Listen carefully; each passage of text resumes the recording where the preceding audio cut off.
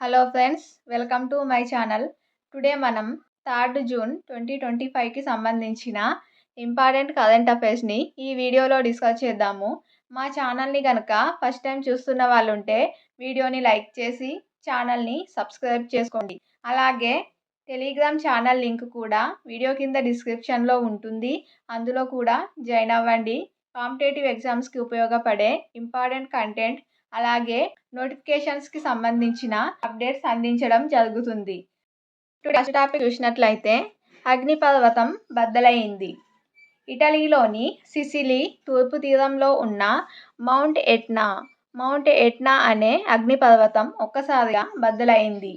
అలాగే ప్రపంచవ్యాప్తంగా ఉన్న అత్యంత క్రియాశీల అగ్నిపర్వతాలలో మౌంట్ ఎట్నా అగ్నిపర్వతం ఒకటని Italy national institute of geophysics and volcanology వెల్లడించింది. సో ఇది మౌంట్ ఎట్నా అనే అగ్నిపర్వతం ఎక్కడ ఉంది అంటే ఇటలీలో ఉంది. అలాగే మౌంట్ ఎట్నా అనేది ఏంటి అని లాస్ట్ టైం క్వశ్చన్ అడగడం జరిగింది. మౌంట్ ఎట్నా అనేది ఒక అగ్నిపర్వతం. నెక్స్ట్ టాపిక్ చూసినట్లయితే భారత్కు మరిన్ని S-400. ఇటీవల భారత్ పాకిస్తాన్ యుద్ధంలో అత్యంత ప్రాముఖ్యత వహించిన S-400 మిసైల్స్.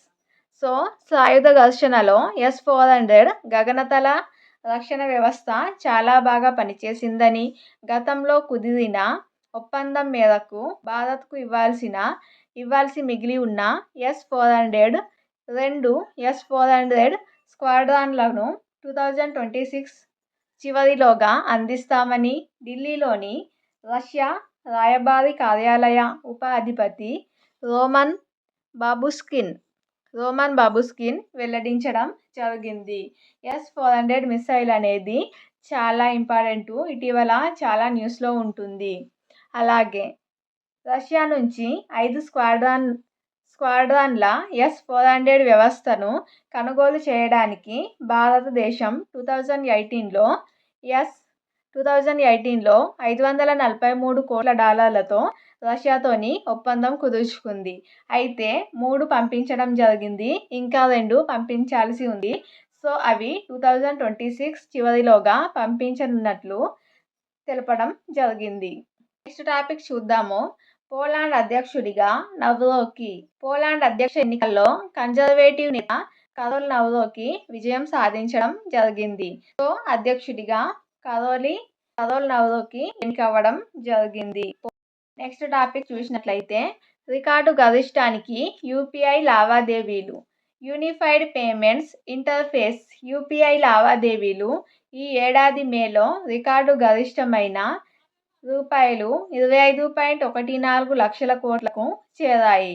ఏప్రిల్లో నమోదైన 23.94 లక్షల కోట్లతో పోలిస్తే ఈ మొత్తం 5% ఎక్కువ అని national payments corporation of NPCI తెలిపింది.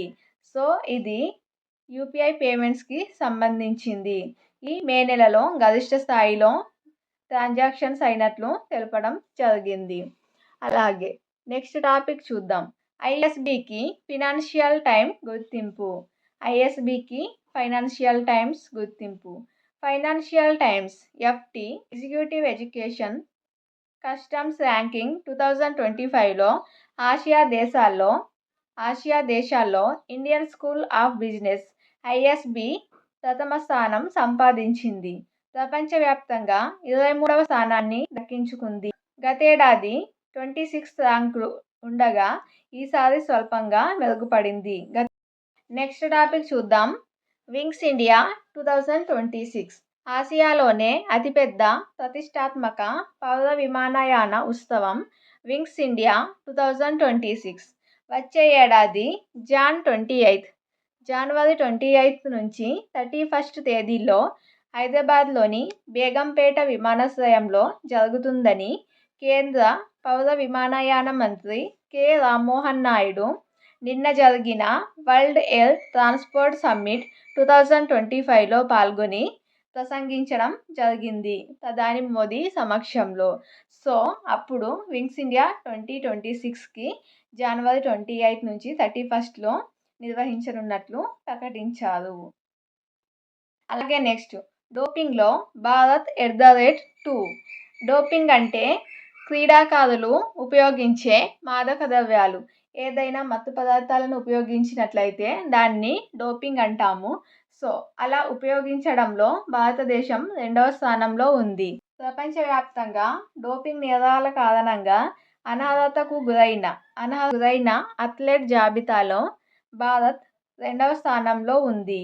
ఈ ఏడాది మే 31 వరకు 134 మంది డోపీలతో కెన్యా అగ్రస్థానంలో నిలవగా మన దేశం 128 మందితో 2వ ర్యాంకు సాధించింది. సో ఇది గుడ్ ప్లేస్ కాదు, ఇది డోపింగ్ కాబట్టి. డోపింగ్ అంటే మాదక ద్రవ్యాలను ఉపయోగించడం, డ్రగ్స్ ఉపయోగించి నేరాలకు పాల్పడి గేమ్స్లో పార్టిసిపేట్ చేయడం లాంటిది కాబట్టి ఇందులో 2వ స్థానంలో ఉంది అంటే ఎక్కువగా యూజ్ చేస్తున్నారు అని అర్థం.